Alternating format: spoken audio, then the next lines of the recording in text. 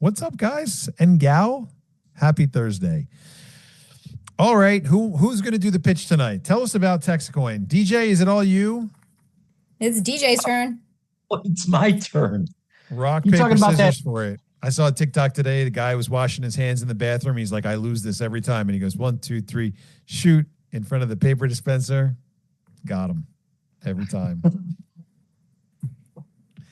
Man. Davy Jones, tell us about TexitCoin, man. What does TexitCoin mean to you? Oh my God. Well, it's changed my life, first of all. So kudos to you. Give us some background. What's that? Give us some background.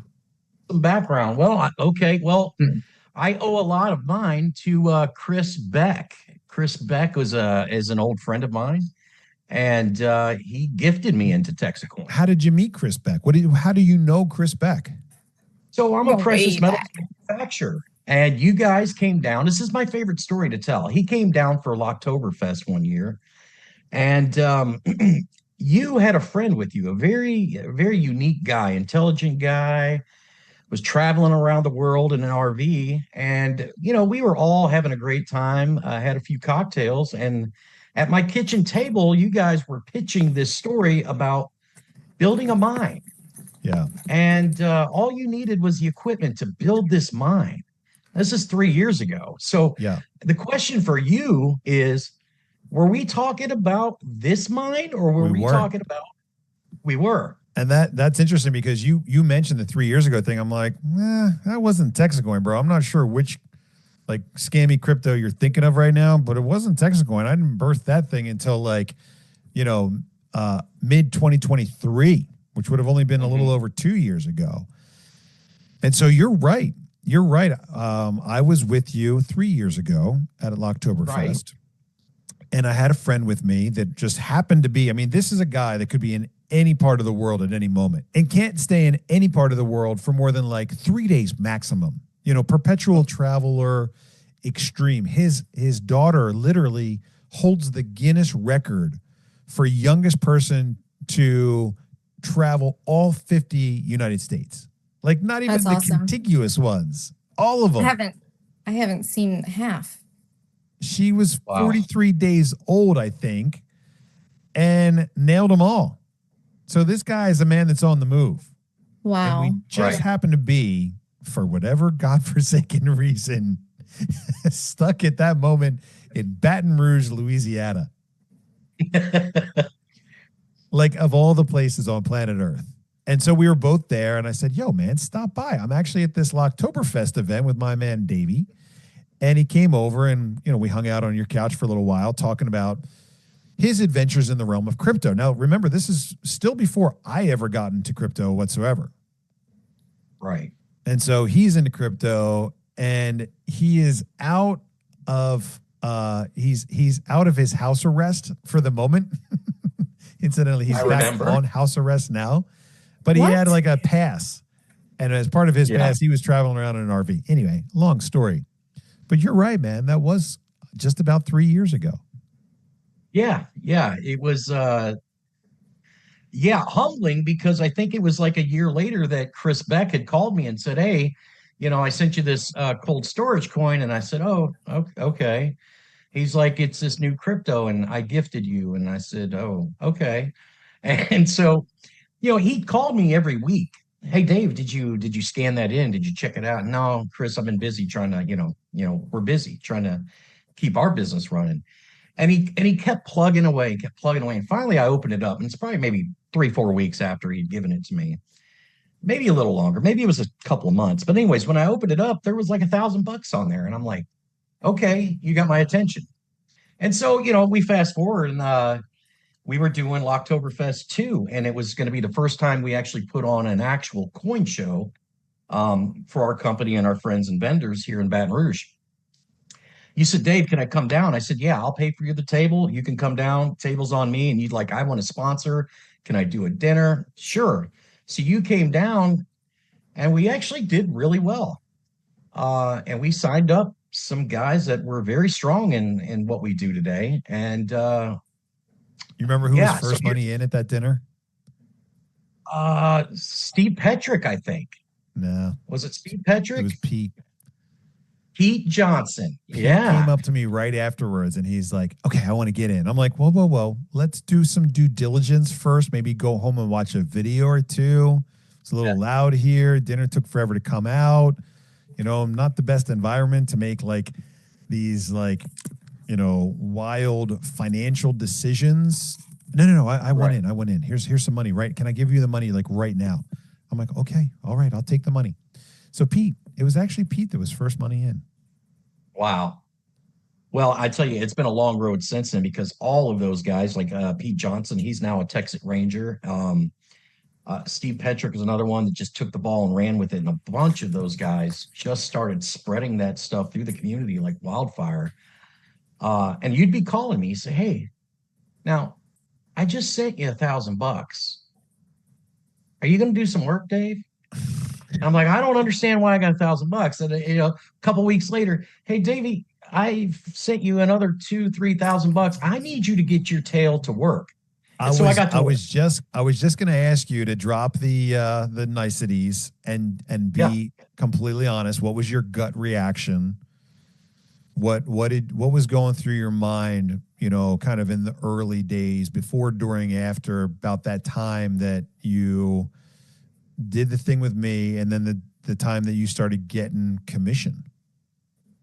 Oh, I was confused. I'll be honest with you. I was confused. I had no idea why I was getting commission because I hadn't really, in my mind, done anything.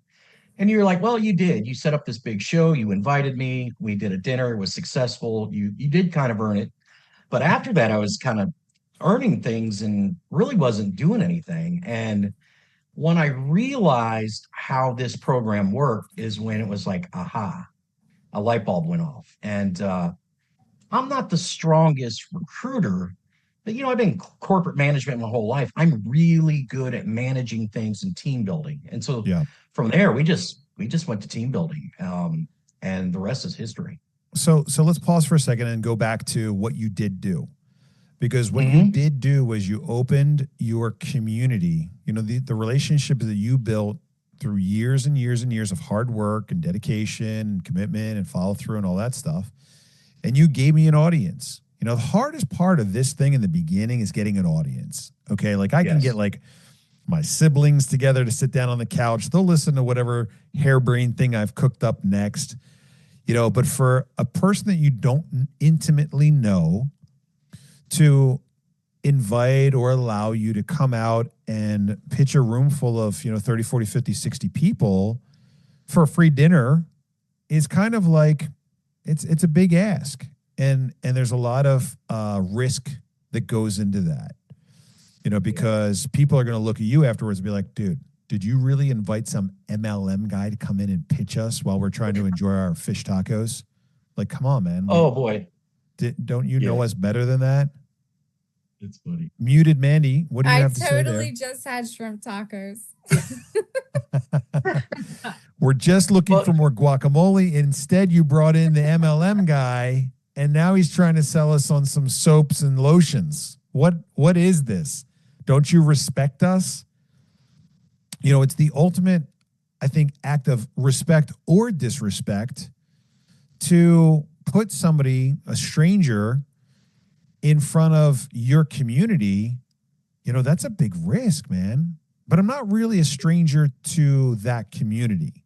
You know, I love talking to precious metals guys, knowing full well one of two things. Either I've made something that's in their stack, or at minimum, I've sold wholesale to companies that they buy from. And they're not the same thing. You know what's funny about that is that year before, the Locktoberfest the year before that you came down, you brought a whole bunch of cold storage wallets. I had no idea what they were. And you were like, Davey, just keep them. And it was like, I don't know, maybe there was like 100 of them. And I was like, I don't know what to do. I was selling these things for $7-8, you know, but at that time, my wife was dealing with your wife on our wholesale orders of your products. Yeah. And then I remember Chris getting on the phone and said, hey, Bobby's coming. And I never will forget the way he described you. He's like, Dave, he's a cowboy. And I said, well, what do you mean? He said, he's just very unique, and he is just wild, and he is a cowboy. Anyways, you came down, and I enjoyed you, but I also really enjoyed Joby. And yeah, The we had man's such a one of good a time. kind. Definitely. I had so much fun. And so it was nothing for me when he said, or when we connected and you wanted to come do your little presentation. I was like, absolutely. I had a great time with you. So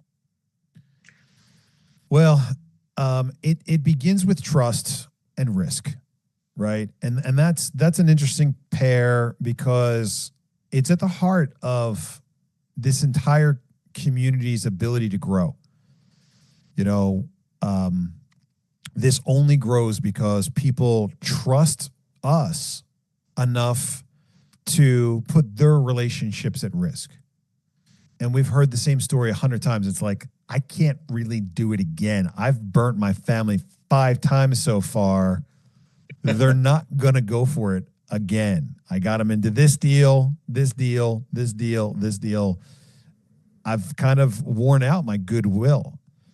And I don't think that we aggressively go to people and say, just do it again. Just do it one more time. Just do it one more time.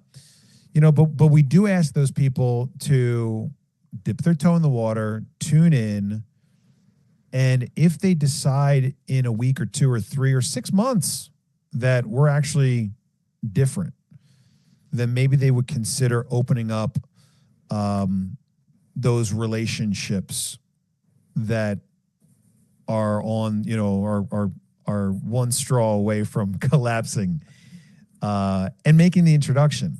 You know, it's trust and it's risk. And that's how any good relationship is going to get built. You know, what is it before that? It's casual acquaintance. We're casual acquaintance until you need something. And somebody comes through for you and you go, man, that guy really came through for me. And then they need something and you come through for them. And that's, you know, how a strong friendship may develop into something deep, something that lasts for years. Trust and risk. I love that. Let me just take the opportunity to say that I just got off the phone prior to this Zoom call with the sheriff here in Livingston Parish, Louisiana, and they have this annual golf tournament which brings in 500 to 1,000 people. Yeah. And we had the opportunity to go out there and represent as TexitCoin. This is going to happen in a few weeks, and I said I don't want the standard corporate sponsor. I want the title sponsorship. Oh, what can I do to get the title sponsorship? So hour goes by, I get a phone call. All right, Dave, here's how much it is. I said, all right, let me call Gaige. Gaige, what do you say? Do it, Dave. All right. So we just nailed the title sponsorship with the sheriff here in Louisiana. And that's just it's a really cool thing. The people that are opening their arms to us, right? Yeah. To prove your point.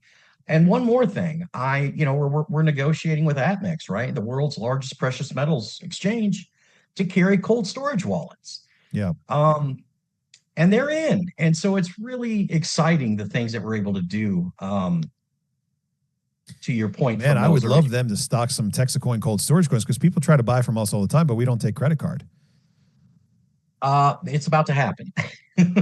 I sent them the wholesale inventory sheet yesterday. So trust and risk. Yes.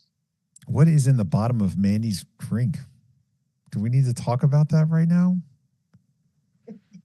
We have to stay serious. We have to be serious.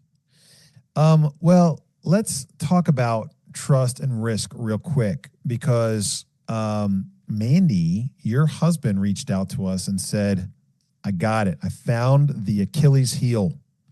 I found the thing that's going to bury us. And we went through a couple of things with that. And of course, there are too many people out there that are saying investment. They're using that dirty I word. They're saying investment. It's on the social media profiles. It's on people's feeds. You know, people have recorded videos saying investment, investment, investment. And we have the solution to this terrible Achilles heel. And the solution is we need to hire a full-time compliance department that's going to go through and police this. And through that mechanism, we will be able to survive. And of course, I said, what a terrible idea. It's not going to happen. And so do you want to talk about that for a second now that I've taken us off into left field? Should we remind people what we're here to talk about tonight? We're here to talk about TexitCoin. I feel like that's a TexitCoin, Tuesday night call, probably. the Tuesday night call for the Achilles heel. Yeah. You know, that's an interesting point. A couple things. Number one, we're going to start capping these calls at 45 minutes. And the reason for that is because we got a lot of other people that are running calls that start at 7 o'clock. And so these calls are introductory calls. We do deep dives into, you know, things from time to time on these calls. But Mandy's really right. You know, getting deep into things like Achilles heels and securities and laws and all that stuff might be better for Tuesday night. It might be over the head for a lot of people that are just here to learn a little bit more about, you know, what TexitCoin is and what the possibilities are. So I'll briefly touch on it because I brought it up, and we'll do a deep dive into it in the next couple of days, maybe on the next call. But please, guys, do understand that these calls, we're going to cap them at 45 minutes. Get your questions in. We'll answer as many as we can. You know, it usually takes us about 2 hours to get through a Tuesday night call. And that's important because that's your time to connect with me through the mining community. The Tuesday night calls are only available to miners. We don't offer that same courtesy to everybody that's, you know, here to kick tires, which is okay. We want you to kick tires and do your research and figure out if we are serious about this project and intending to follow through on the promises we make to you. But long story short is we'll be here for 45 minutes tonight. That leaves us with another 26 minutes to get through everything and anything that we want to talk about. But let's talk about that real quick because I brought it up. First of all, we're not the police. We can't go through and tell people what they can and cannot say. As soon as we do that, we've brought new liability to police this onto our shoulders. Okay, that's number one. All we can do, because you guys are independent, this is a community, you don't work for us, you're not our employees. All we can do is encourage you. Two things, really. Number one is use the right words, use the right vocabulary. But more important is number two, which is communicate the basic ideas and intent of our project as opposed to what you think people need to hear in order to part ways with cash. If you're going out there and you're talking ROI and you're getting your charts out and you're getting your calculators and you're telling people exactly what they can expect, you've taken them into a dangerous territory because we don't know what the future is bringing. We don't know if the lights are going to go out tomorrow. You know, I was in the world with Davy Jones at the Locker Mint for a long time with my gold and silver and copper coins.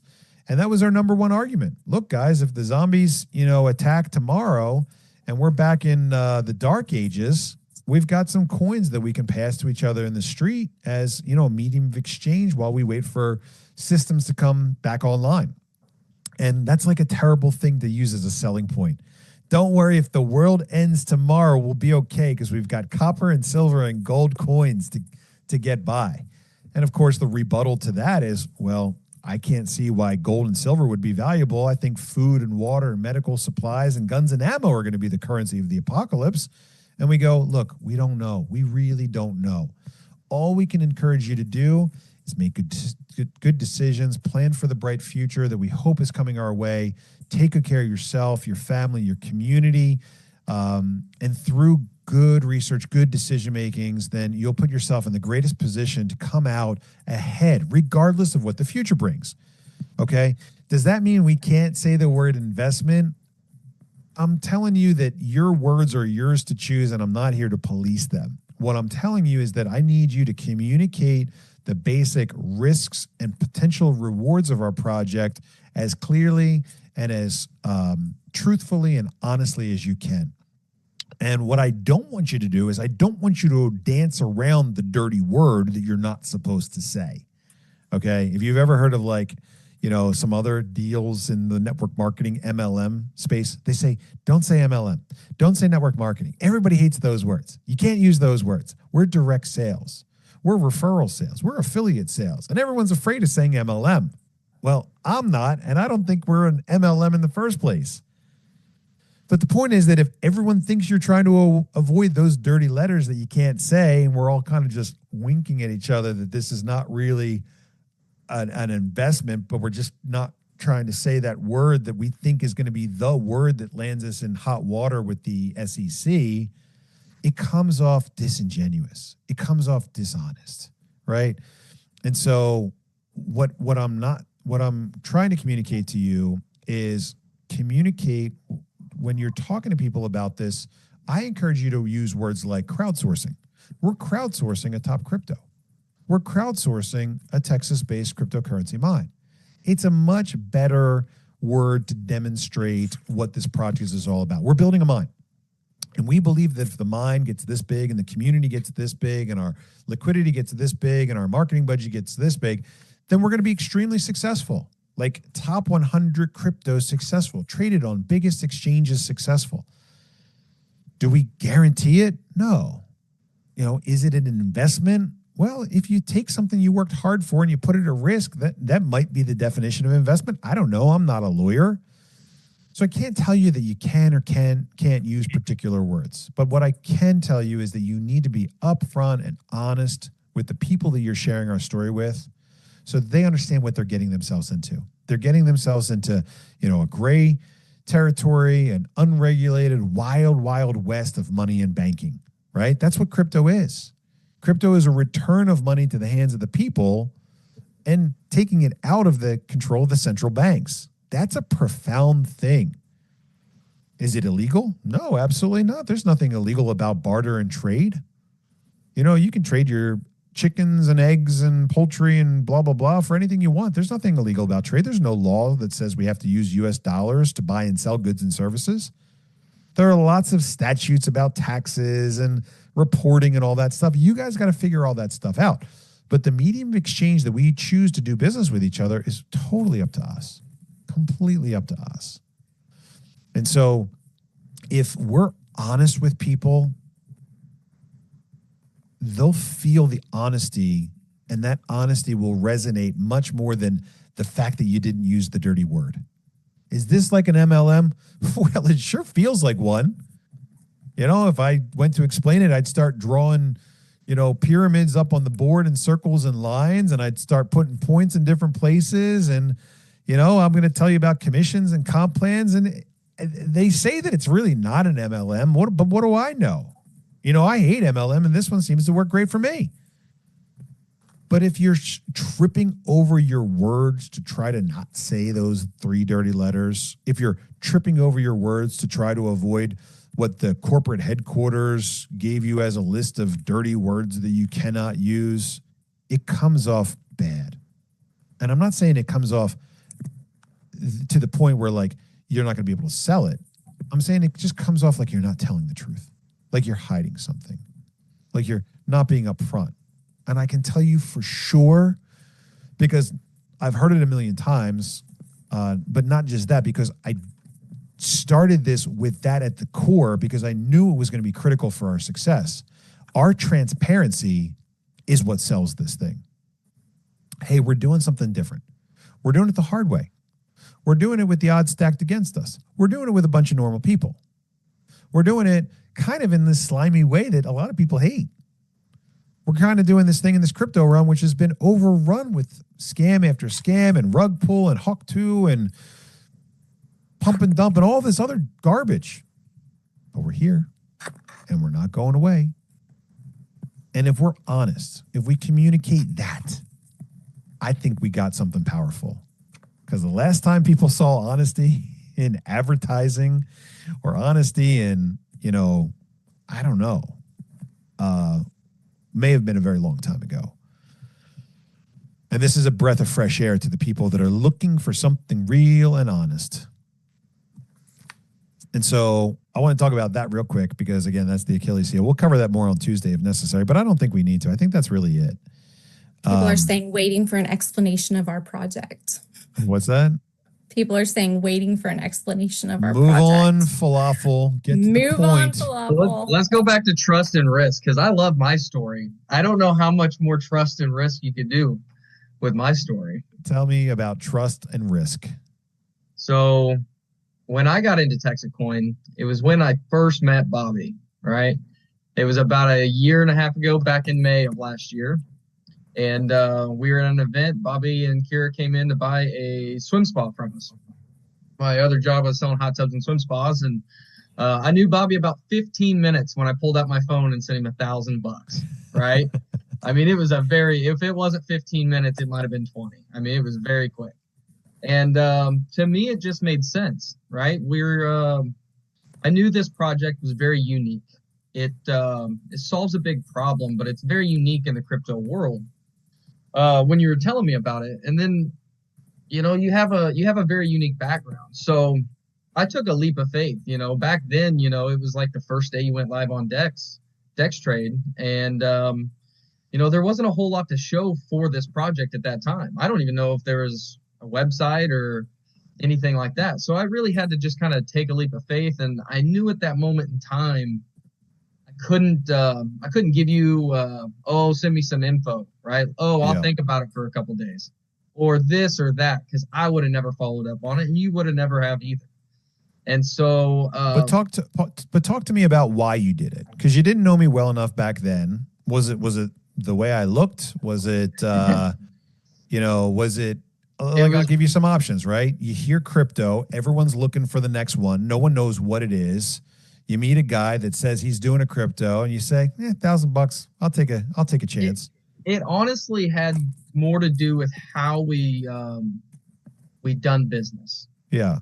The way that you were able to process information and make decisions, especially one of that large, I do it for a living. So most people, it's very difficult for them because they don't have all the answers. You didn't have all the answers about what you were buying that day either, probably. But you were able to take a risk and move forward with it because you knew it checked off most of your boxes and we could make things happen. We're a credible company, everything like that. But, the way that you were able to talk to me, the way that you were able to make big decisions very quickly and process information, I've not met too many people out there that could do it like you can. Cool, right? Thanks. You were a very interesting guy. You were wearing your Formula One shirt, I think, that day, right? And I kind of knew, I'm like, this guy, there's something about him, right? And, then we got into your background a little bit with, in 2008, you told me that you took your family off the cash system, started making your own gold, silver coins. And I knew when you told me that there was one other person out there that did something of that sorts in 2008 and started a new system, because I knew about Bitcoin. I knew about Satoshi Nakamoto. And so when you kind of told me that at that time, I kind of started connecting those dots. And I took a leap of faith. I'm like, $1,000? Whatever, I just, that was actually a month after I got married, a few weeks after I got married and everything. So I just shelled out a bunch of money here and there for the wedding, the honeymoon, the whole shebang. And, so like $1,000, it was $1,000, I've lost $1,000 on dumber things. Right. Right. And so I was just like, it's Texas. It's kind of unique. There's nothing else out there like it. I really didn't know the whole plan. Right. I didn't really know the whole plan with going forward in phase 2. I don't know if we had a whole plan back then. Exactly. But I knew this guy was interesting. He had a great idea. And the only question, this is why I started off my sales calls the other night with the last thing was, can this guy pull it off? Because that's the thing I always had to ask myself. And so I took the leap of faith. I did it. You sent me my coin a couple weeks later. I think it was like 3 or 4 weeks. Shipping might have been a little bit backed up then, but I threw it in the safe and I never looked at it again. Right. Yeah. And so that day when I looked at it and then I called you, I'm like, hey, you got to tell me about this. Is this real? Well, okay. So thanks for sharing that. First of all, I will definitely say we've come a long way since then. My thought is that if you're out there, you're buying stuff and you're spending money, it's always nice to reciprocate. You scratch my back, I scratch your back. We've definitely opened a lot of doors. Just going out and buying supercars for the Game Over giveaway has created quite a few interested people and new miners. So I think that that's definitely an advantage that we have as we're out there, buying and selling. People want to participate in the marketplace. And what do you do? What do you do? Let's trade. Okay, great. people have been asking for us to get into the pitch, so I'll tell you what it was that I probably told you that day, and that is that I'm Bobby Gray, and I'm starting my own crypto. And you probably hear about people doing this thousands of times a day. What is it that makes this one different? What is it makes it unique? What is it that makes it better? Well, we're the only crypto, first and foremost, that has a geographic limitation on where we're building our mine. Pause right there for a second as well, because that's another big thing. Most people today that want to make their own crypto, they go to a website to build a layer 2 token like the Hawk 2 girl, if you've heard of that. And click, click, click, you cook 1 trillion Shiba coins or Hawk 2 girl coin tokens into existence, and voila, you pay your influencer buddies to promote these things on their TikTok and YouTube and Instagram pages, and the price jumps because everyone's interested. The people that started it sell out, and the price crashes back down. We've got what you would consider to be your classic pump and dump scheme. Well, we're going to do this the old-fashioned way. We're going to build an original coin that is mined with expensive supercomputers. And the reason we're doing that is because if we want to stick around for a long time, if we want a coin to be successful, we've got to have something that actually backs that up. And for Bitcoin or for Litecoin or for Doge, it's the network. It's the infrastructure of computers that are processing the transactions that are taking place on this decentralized network that make that coin valuable. Why? Because they're investing in computers, they're burning energy, and the output that they get as they take that raw material of electricity and turn it into digital coins has a cost. And so as the miners take those coins to the market to sell them at a profit, there's work and there's cost and there's an investment and there's, a commitment that those people make in order to bring that coin to market. So we want to do it the old-fashioned way. But I really want to do it the old-fashioned way because when I finally got out of gold and silver and copper coin manufacturing and got totally into crypto, imagine my surprise to find out that almost all cryptos today are nearly entirely controlled by China. And if it's not China, it's a mega bank or a mega corporation or a financial institution or a hedge fund that's buying up all the coins and controlling this digital decentralized peer-to-peer currency. And to me, that kind of spat in the face of everything that crypto is supposed to stand for. Now, if you don't understand crypto just yet, you might have to take a couple of steps back. But I think there are enough people that are listening in that understand that the future of money is digital. Whether it's crypto or PayPal or Venmo or Cash App or credit cards or debit cards, money's electronic today. We're not using paper money the way we did 50 years ago. In fact, some shops you walk in today, there's a sign on the door that says, "We don't take cash money here." Like, huh? Well, why not? Well, because plastic money is easy. Plastic money is, you don't have to worry about people breaking into your cash register and emptying out all the cash. So there are advantages to digital money. And as I look at the landscape of digital money, I see this cryptocurrency, this financial technology that actually puts the control of money back in the hands of normal, ordinary people. And I like that. It's a powerful thing. We haven't had that here for a long time. So when I look at the landscape of the future of money, I see, number one, that it's digital, and number two, that it's going to be cryptocurrency. Why? Because we're at a level now in our country where we don't trust the banks at all. And why would we? We've lost 99% of the purchasing power of our money over the last 112 years. Federal Reserve comes out in 1913. Here we are 112 years later. And what used to cost a penny back then costs $5 today. Or no, 5 cents costs $5 today. A cup of coffee for 5 cents is now $5 at Starbucks. And that's a drastic thing. You don't see it day to day. Oh, we talk about inflation, costs are going up 3%, 5%.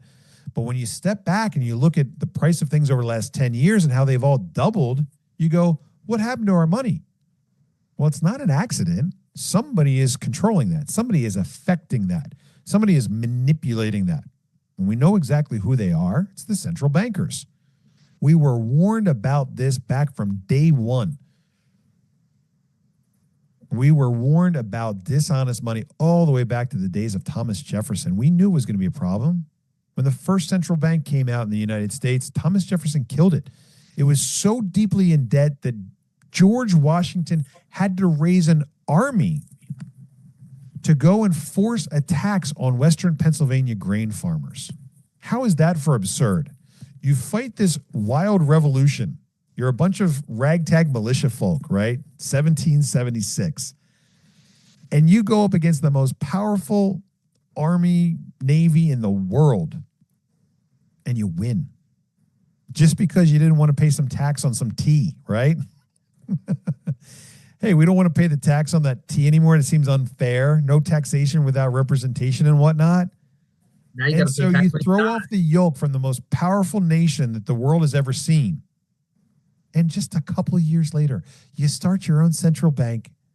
It gets so deeply into debt that you decide to start the same tax and push it on to Western Pennsylvania grain farmers.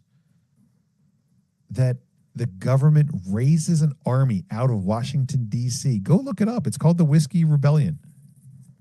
I never knew about it until I made a coin for this story back in the day.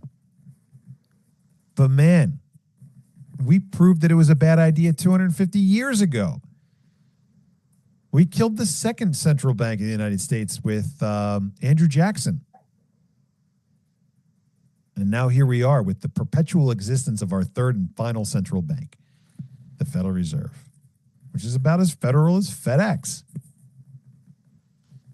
But we know who it is that's destroyed the value of our dollar. Well, who cares? Well, when you have to work harder to maintain the same quality of life that your parents had or your grandparents had, they're taking your years, man. They're taking your life away from you. When you got to eat a lower quality of food just to like keep your head above water, they're taking your health away from you.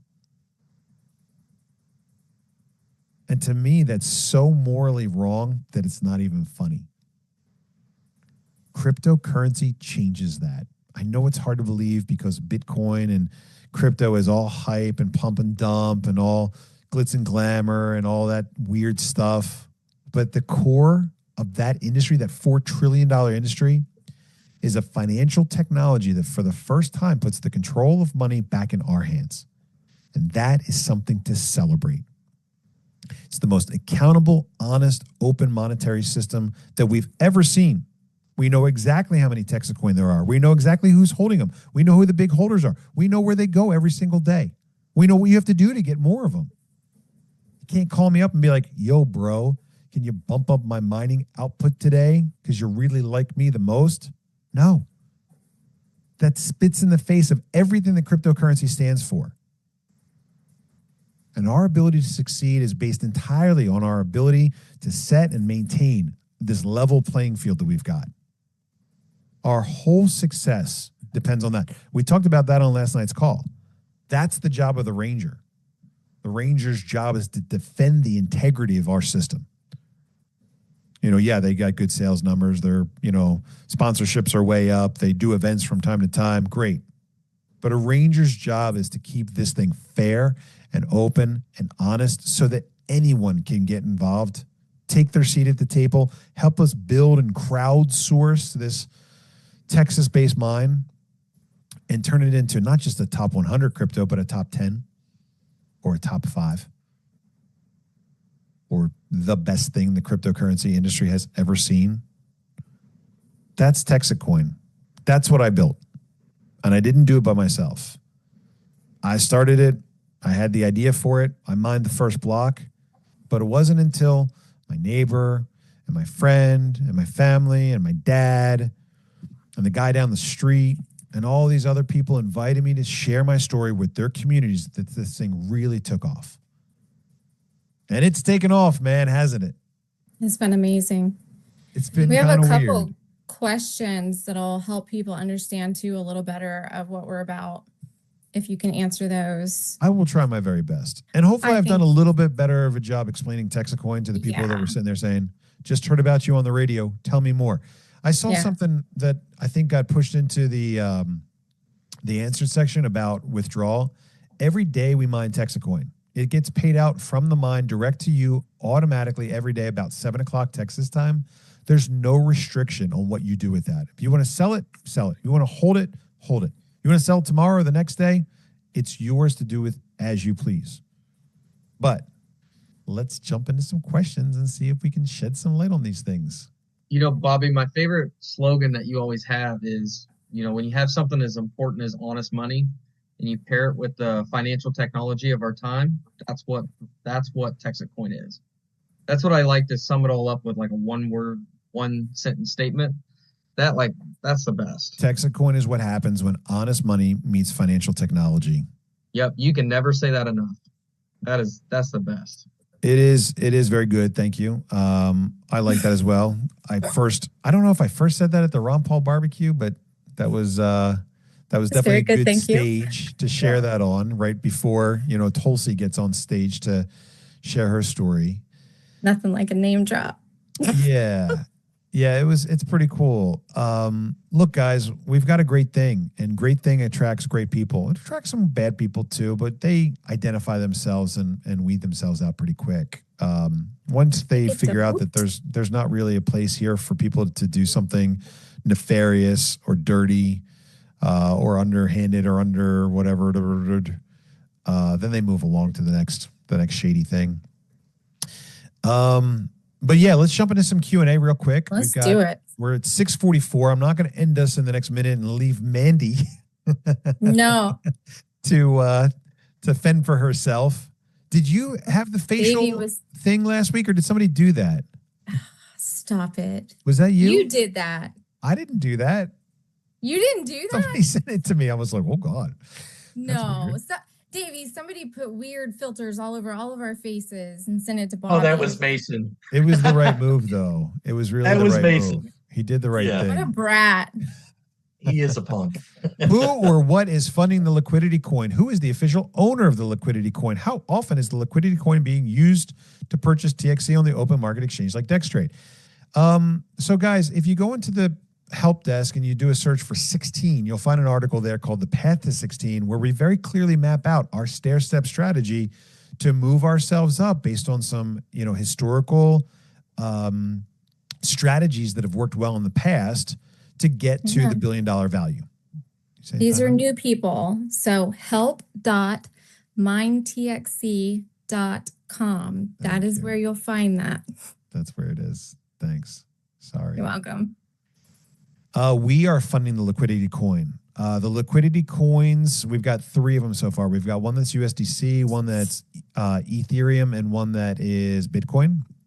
And we've distributed them to people that we trust that are members of our community. They are not the official owners of it. They are designated kind of more as trustees to use the liquidity if and when it's necessary. So far, we haven't needed it. Anonymous Attendee, what exactly are we buying? We are buying Mega Hash. You get what happens when you crowdsource your cash. We grow the mine by that designated amount, and then the mine pays that additional amount out in your favor. So it pays out to your wallet. So if you put $995 in, the mine grows by 100 mega hash, and that 100 mega hash then is calculated every day and pays out to you. How does that make you money? It's not money, it's TXC. The TXC goes to either your cold storage coin or your TXC wallet, and then you could send that off to an exchange. You could spend it in a marketplace. You could trade it with another human being. But that's what you do with it to actually make it valuable, right? So you can hold it, you can trade it for cash, you can trade it for goods and services. It's up to you. And there's no restriction, like I mentioned, on what you can do with that. Anonymous Tenny says, I'm brand new to all of this. Here's my basic have no clue question. I've been told that behind all this is the solving the complex math problems. Who came up with the math problem? Who cares about the answer? How does it matter? Why and how does it produce money? Remember, these are new people, Manny. Go ahead and answer that for us. This is you. You got this. Okay, so look, the magic of the Bitcoin white paper that was published in 2008 by Satoshi Nakamoto, not his, her, their real name, is this formula, this strategy to solve the most difficult challenge decentralized money has ever dealt with. And that challenge is what we call double spending. And so if we say, okay, I'm going to set up a database on my computer of, users and accounts and balances. And every time a user sends from A to B to B to C to C to A, we're just going to keep a log of that here. Well, that's centralized money. That's essentially kind of what we have now with the modern banking system. Okay, well, we don't really want to trust one guy to that job. So we want to have like 1 million people doing that job. Okay, so if we have a record of the database of who's got what and who's sending to whom, how do we keep track of like which version of that information is the most accurate? Which version of that information is actually most up to date? Satoshi Nakamoto created this mining process, and the mining process uses these extremely difficult, ever increasingly difficult mathematical computations. And it says whoever figures out the answer to this mathematical computation has made the biggest investment in electricity and in computing power. And so we're going to allow them to decide what the answer is to this magic question.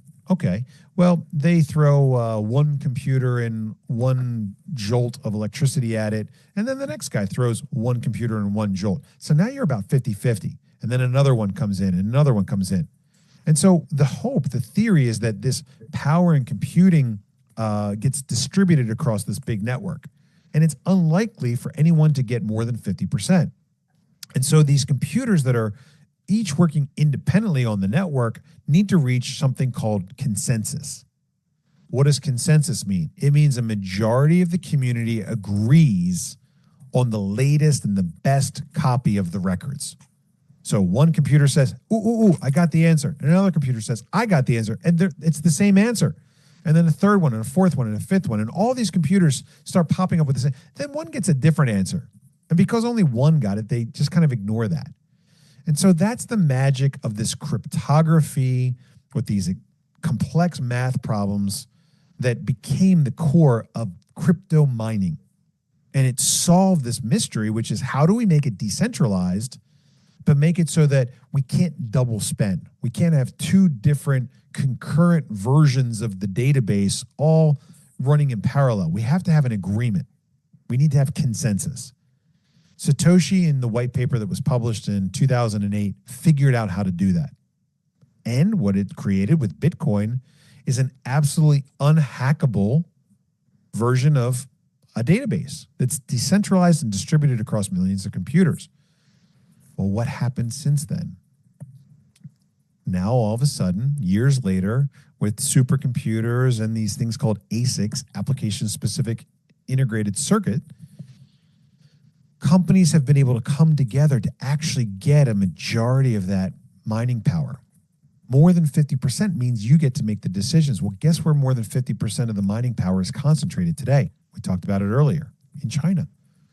I don't have a problem with China. I lived in Asia for 7 years. But I don't like the idea of China being in control of the future of money. That's why I made TexitCoin. So as far as what's actually happening in those math problems, I can't answer it. As far as that consensus mechanism, it's solid gold. The revolutionary solution that Satoshi introduced in this white paper is top-notch. It's never been hacked. It's never been beaten. We took it one step further by saying we're going to put it here in Texas and we're going to make it permissioned, meaning you can't just jump in with the latest and greatest supercomputer and take all of our coins, take control of the network.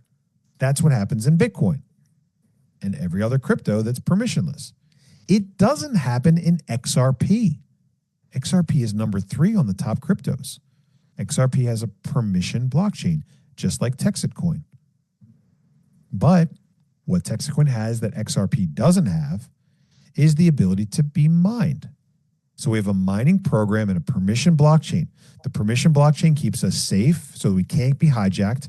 And the mining program makes it so that you can also participate in the creation and security of your money. That's what's happening in our mining process. I know it's a mouthful, guys. It's a little bit, it takes a little while to comprehend it, but take your time with it, do some research on it, and you'll understand it a little bit better in time.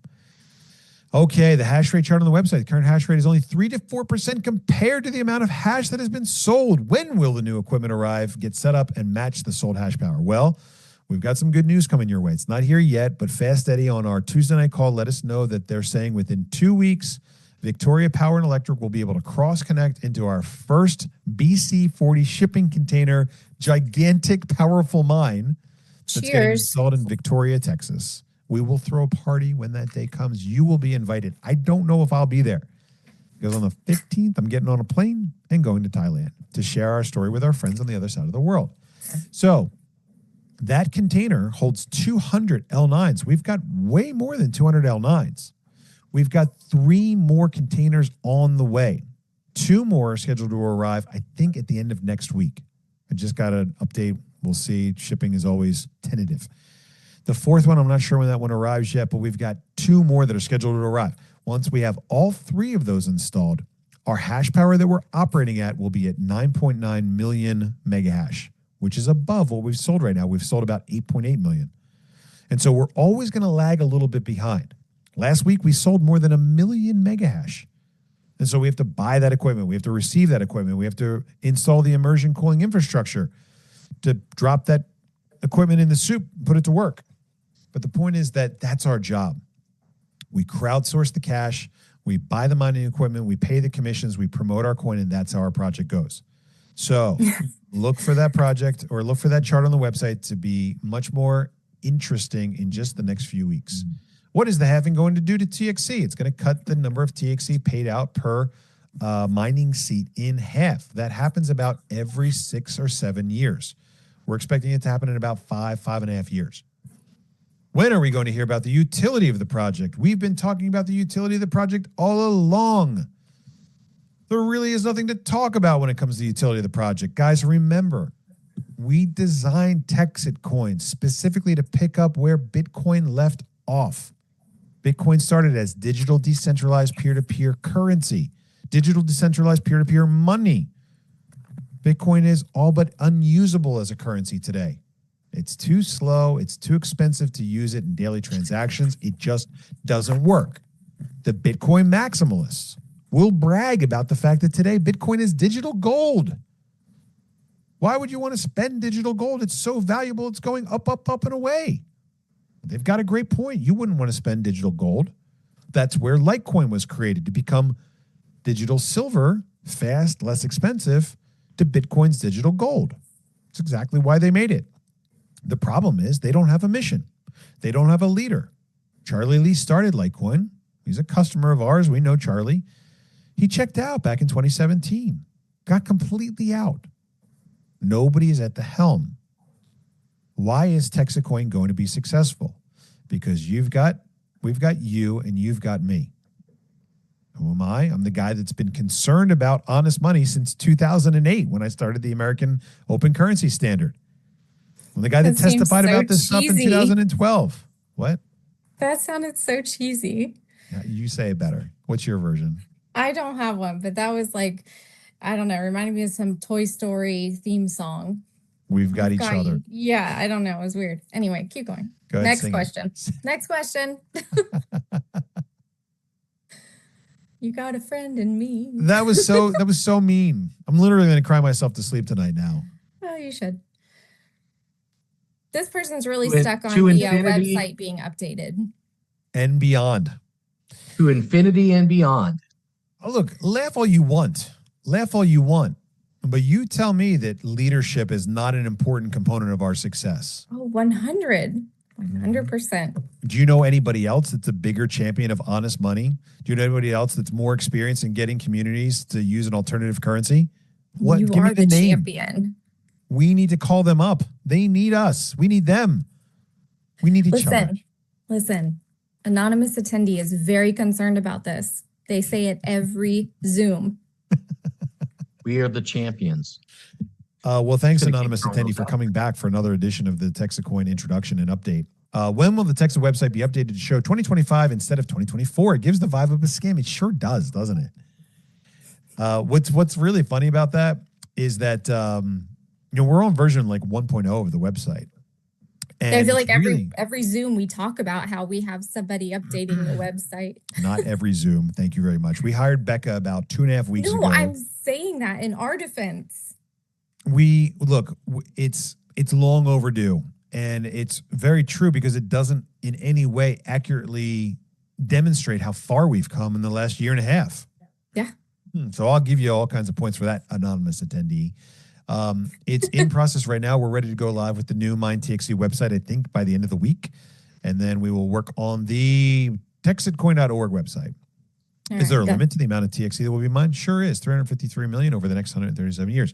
Can we have a liquidity pool on Uniswap for WTXC? We already do. It's out there. There's a pool. I think we're going to change. We're going to set up another pool for WTXC and USDT or USDC or both. I have a couple potential networkers that clearly see the path to 16. They have concerns about the utility and how once all the miners are sold, though. Can you touch on the path to 100,000? Yeah. Very, very, very briefly. It goes like this. 16 is just the beginning. 16 is our proof of concept. 16 is the assembly of our community and the building of our mine. Once we get there, we've got 200 million in marketing and promotion, 100 million in liquidity. We've got ourselves on big exchanges. We've got a great community of passionate advocates that have a vested interest in our success. Did I say vest? Does that mean invest? Are the police coming to get me now? Yes. So rest assured that we're not stopping at 16. 16 is just proving that we knew what to do to get to the top 100, right? Community currencies is phase 2, setting up stable coined dollar-backed cryptos all over the state of Texas and beyond through fairs and festivals. That's my work that I'm really good at. How do we get to 1,000 from there? We show our friends around the world how to do exactly what we've done. And that's as much as I'm going to say right now. What are the requirements to get on Coinbase? They need 100,000 people and $1 million of daily trading volume. 100,000 people on Twitter. Can we accompany you for those international trips in exchange for some hash? Asking for a friend. Well, we'll get to hash international trips later. How many total TexitCoins are intended to be mined? 353 million. Mandy, beautiful of TexitCoin. Does Mandy have a nickname? No. That's not it. We'll come up with one for us next week, or we'll put it to you in a poll. Oh, here we go. The polls. You got another secret admirer. Vincent says, can you add a little percent on a rocket ship showing how many seats have been sold? Little percent. Yeah, I think we will. In fact, we really track 3 major metrics. We track cash, community, and mine. And so we're going to have those readily available on the new websites as they go live. How close are we to getting on Mexi? You know, there's been a lot of talk about Mexi lately. Well, let me show you that I am in communication with a person that is directly on the Mexi team, and they are trying to push it through. We've been turned down twice by Mexi, and we're hoping to get all the way on. And I told her, I said, remember, if you can get us proved, there's a $20,000 bonus in there for you. Their concern is that it's a U.S. project. You know, they're trying to guys, that is not a bribe. It is not a bribe. It's a bonus. Little bonus. They charge 50 grand to get on Mexi. And if she can get us on there, then they also charge a $10,000 integration fee. And I offered her a $20,000 bonus. Now, they offered us the ability to pay for it with TXC. You know what I said? No. No. We'd like to spend dollars. We're running low on TXC. It's funny. Anyway, I would say we're really close. If it's possible to get on Mexi, we're very, very close. Bahita, I make about $40 a day for mining. If the coin goes up 3x, does that mean I'll make 120 a day? Remember that your mining output is going to decrease as the mine gets larger unless you're still earning rewards through the referral program. We got the 1-2 free bonus. Every time you bring on 3 new miners, we give you an extra 100 mega hash. That's 1 seat. And so we'd like you to help us build and grow so that your mining seat keeps pace with the total mine growth, with your mining output. Answered live. And Phyllis, last question, 702. I'm a miner in the Dallas area. How can I start getting leads generated through local advertising? You can't. You got to build the leads yourself, Phyllis. You're welcome to do whatever you want to promote. We don't have any rules. Just watch out for dirty words that the overlords would like you to not say. And I would say this. I'd find out what events are happening around town. There's a barbecue, there's a meetup, there's a restaurant, usually every night of the week. Find out where they are, invite some friends to come out and join you, have them hear our story. If they decide for themselves that they'd like to join us on the rocket ship, they're more than welcome to. Big Mike's got a comment. You want to read it? But today I asked a few people I've been dripping on, are you just going to watch or are you just going to be on the TexitCoin rocket ship with us? We will be waving at the moon on our way to Mars. You're most likely missed out on Bitcoin like nearly everyone else. Are you going to let it happen again? Yeah, that's true. It's true, Mike. Yeah, when I first introduced this to the waiter at my sushi restaurant, he called it FOMO marketing. You're not an MLM, you're FOMO marketing, right? It's like people wouldn't do MLM, but they don't really want to miss this. And I don't really like that. I think it's true. You know, like we even say it in our welcome video on the MindTXT website, like don't let your friends get rich without you. What we want you to do is we want you to dip a toe in the water, try it out, right? And then start to learn more about crypto, get his wallet set up, start to do some exchanges and trading. You're going to like it. We got guys that are 65, 75 years old that are messing around with crypto trading. Oh, yeah. Like, I paid out how much in commission the other day with a couple clicks and ding, ding, ding, ding, ding. Got it. Like it's unstoppable money. If you understood the technology that's at the core of crypto, you would love it. Unstoppable, permissionless money is awesome. There's something to be excited about there. I've never heard that term dripping on people. I thought that was kind of a sick too thing. Old. Yeah, I thought it was a sick thing. No, you're very old now. Remember, you're 45. Yeah, but I thought drip was like clothing. I don't know. It's very flexible. DJ, you know anything about this? What is it? Drip? Dripping? Yeah, he said he'd been dripping on some people. Well, I'm 46, so I mean, we're calling 45. Oh, we are all in that little age.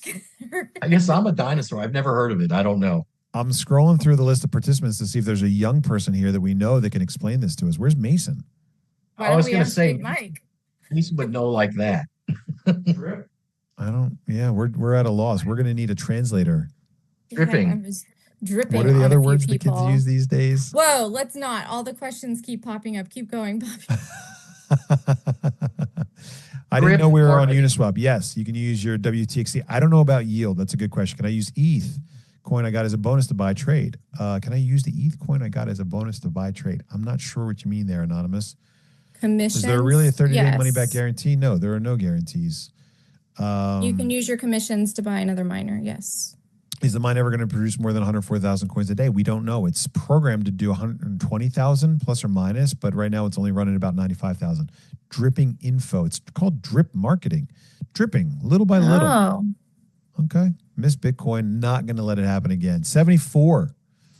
Yeah, look, guys, I missed Bitcoin bigger than most other people on this call. I made the original Bitcoin when Bitcoin was $5. And so Coach Bud says he can translate. Okay, boomer.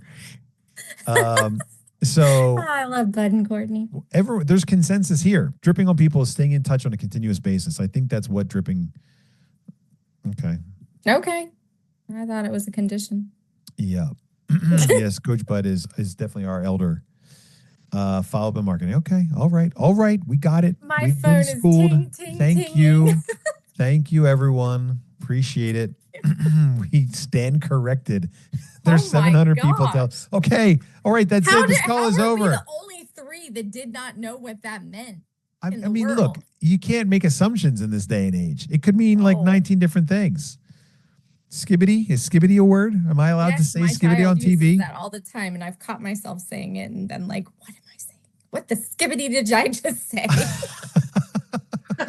My shop guys are having a party with this conversation right now. I will, Jackie.